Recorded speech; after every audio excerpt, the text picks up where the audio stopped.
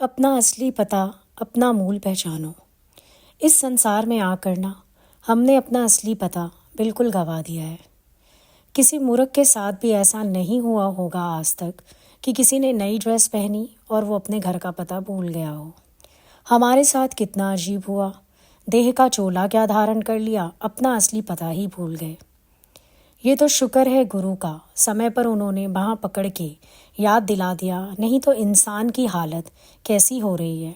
चोले का अभिमान, मैं ये शरीर हूँ, सारा दिन शरीर की बातें, और ये याद ही नहीं कि मैं असल कौन हूँ। नकल इतना प्यारा लग गया, असल को हम भूल बैठे अंदर से। अभी गुरु असल को याद दिलाता है, हु आर यू। सबसे पहले अपने स्वरूप की बात करो। तू कौन है, तू क्या है। ये सब तेरी मौज है, सच नहीं है। जैसे सागर सच है, उसकी लहरें तो सच नहीं है, इसी तरह से मैं सत स्वरूप हूँ और ये जगत मेरी लहर, मेरी परछाई है। अब क्या परछाई सच होती है? नहीं होती ना, सच तो मैं हूँ। इसी तरह से अपने को जानना हो जाए तो सारे प्रश्नों का हल हो जाता है। जितनी भी बातें हमारे अंदर चलती हैं, जैसे कभी हम सोचते हैं चम दृष्टि से दम दृष्टि कैसे हो, कभी हम सोचते हैं पूर्ण स्थिति कैसे बने, कभी कुछ विचार आता है, कभी कुछ, लेकिन सबका उत्तर एक ही है, no thy self, no thy self, no thy self. जब तुम अपने को जानोगे तो तुम सबको उसी दृष्टि से देखोगे। जब तक तुम खुद चमड़ी में अटके हो तब तक सबकी चमड़ी तुम्हें नजर आती रहेगी। जीव को शब्द भी प्रभावित करेंगे, दृश्य भी प्रभावित करेंगे। आत्माकार प्रभाव रहित हो सकता है। अब जब हम अपने को जीव मानते रहते हैं तो पूरा समय ये उलझनें हमारे पास आती रहती हैं।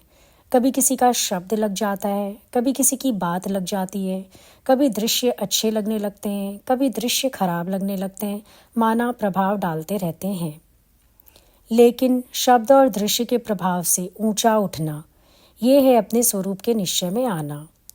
ये जो जीव भाव है, इसी में ये शब्द और दृश्य प्रभावित करते रहते हैं। अब नाम रूप किसी का भी डाल लो उसमें, पर सच्चाई तो ये है कि उलझन हमारे भीतर की ही है। जीव भाव हमारे अंदर है।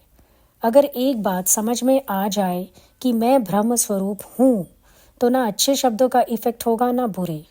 चम दृष्टि है ही नहीं किसी के लिए, क्योंकि चोर होके सब चोर दिखते हैं और साधु होके सब साधु दिखते हैं। तो आत्मा होके तो सब आत्मा ही दिखेगा ना। ब्रह्म ज्ञानी को सब ब्रह्म देखने में क्यों आता है? क्योंकि ब्रह्म ज्ञानी की अपनी स्थिति है ब्रह्म में, और वो अपना आप देखता है सबको। जीव सबको जीव करके देखता है। अब मैं कर्म का करता हूँ तो मेरा मन कहेगा सामने वाला भी कर्म का करता है। अगर मैं किसी का अच्छा बुरा सोच सकता हूँ तो मेरा मन कहेगा अगला भी मेरी अच्छाई बुराई सोच रहा होगा। मैं अगर अंदर से किसी के लिए कोई इमेज रखता हूँ तो मेरे मन में भी आएगा कि इसने भी मेरे लिए कोई इमेज बना ली होगी। तो जहाँ हम खड़े हैं वहीं से हम सामने वाले को भी देखते हैं। जहाँ हमारी स्टैंडिंग है, गुरु बोलते भी हैं, अगर तुम मुझे भी समझना चाहते हो तो पहले मेरे जितने उठ जाओ। अब एक व्यक्ति अंदर से ही सात्विक वृत्ति वाला है, तो आप देखो वो कल्पना ही नहीं कर सकता कि कोई गलत भी चलता होगा, कोई बुरा भी सोचता होगा। वो कहता है नहीं नहीं, अगला मेरा बुरा क्यों सोचेगा। अब उसकी सोच इस तरह की क्यों हो जाती है? क्योंकि वो अंदर से इतना साफ दिल है। चाहे बाहर से कुछ दिखता भी हो ना, तो भी उसकी भावना गलत नहीं होती। अगर हम अपने को अकर्ता, अभोक्ता और ऐसा आत्मनिश्चित करें जिसमें राग द्वेष का संसार ना रहे, तो हमारी दृष्टि अपने आप ही सबके लिए साफ हो जाती है। जो मैं सोच सकता हूँ उतना ही तो सोचूंगा कि सामने वाला भी मेरे लिए उतना ही सोच रहा होगा जितनी मेरी सोच है। जिस हद तक मैं नीचाई पर जा सकता हूँ उतनी नीचाई सामने वाले की सोच सकता हूँ, इससे ज़्यादा तो नहीं। तो अपने अंदर अगर ऊंचाई होवे तो सबके लिए उतना ही ऊंचा भाव आ जाता है। ये तो सत्संग के बाद सबने फील किया ही होगा कि जिन जिन भावों से आप उठ गए, आपको महसूस होता होगा जैसे दुनिया में भी वो बात किसी के अंदर है ही नहीं, और अपना मन बिल्कुल धीरे धीरे साफ हो जाता है। बड़े लोग कहते भी थे कि हम किसी के दुश्मन नहीं, हमारा कोई दुश्मन नहीं। ये नहीं कहते थे कि हमारा कोई दुश्मन नहीं, बल्कि वो कहते थे हम किसी के दुश्मन नहीं। मतलब जब हम किसी से दुश्मनी नहीं रखेंगे तो हमसे भी तो कोई नहीं रखेगा दुश्मनी। अपना अंतःकरण साफ हुआ, सामने वाले के लिए मन में अपने आप ही शुद्ध भाव आ जाते हैं।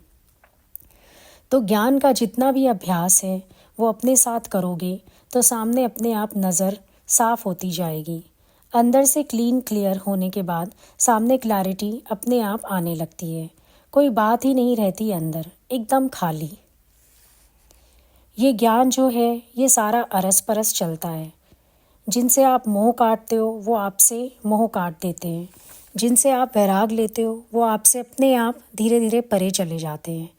इसी तरह से जिनके प्रति आप मन साफ कर लेते हो वो आपके प्रति मन साफ कर लेते हैं।